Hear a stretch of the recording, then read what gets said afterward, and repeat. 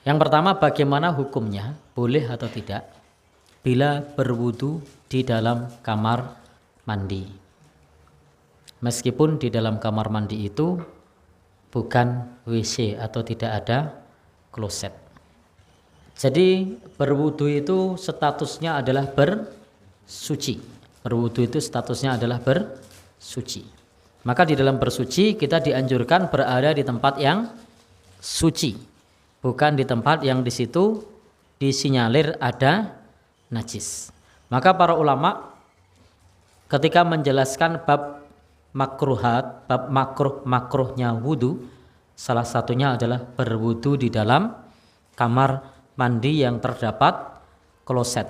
Kenapa? Karena di situ terdapat dan disinyalir ada kemungkinan terdapat najis, sehingga itu dimakruhkan.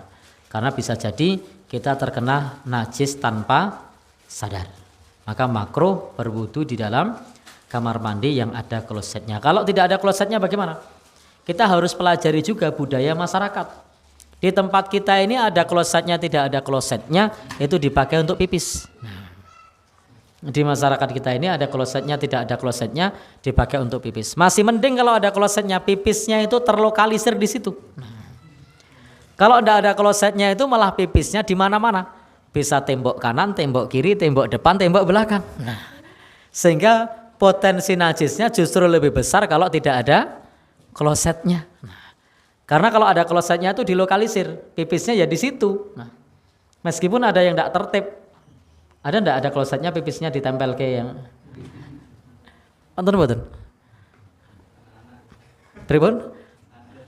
Anak kecil gitu ya. Baik, jadi silahkan cermati khususnya di masjid-masjid atau di tempat-tempat yang ada di pinggir jalan, bukan jalan perkotaan. Kalau jalan perkotaan bersih-bersih, yang di jalan-jalan kampung, itu silahkan lihat kamar mandinya. Nah, di situ yang kuning-kuning di mana? Hampir di setiap sisi. Kenapa? Karena tidak terlokalisir atau tidak ada klosetnya. Saya mempelajari ini karena dulu saya ketika ditanya semacam ini tidak mengapa kalau tidak ada klosetnya. Tapi setelah saya mengamati, loh, justru ternyata malah pipisnya kemana-mana. Nah, maka meskipun tidak ada klosetnya di kamar mandi tersebut, maka tetap makruh berwudu di kamar mandi. Karena meskipun dia tidak ada klosetnya khusus untuk mandi, di tempat kita juga jadi jujukan untuk pipis. Nah, jadi kadang mau ke kamar mandi, mau apa? Mau pipis. Itu enggak ada ini klosetnya, enggak apa-apa, tetap dipakai. Nah, dipakai enggak biasanya? Tetap dipakai. Maka disinilah ada atau tidak ada, maka tetap makruh. Kecuali itu adalah ruang khusus yang digunakan untuk berwudu. Jadi ruang khusus digunakan untuk berwudu. Tempat wudu putri begitu, tapi bentuknya dibentuk ruangan tertutup yang tidak digunakan untuk pipis. Nah, silahkan di situ berwudu.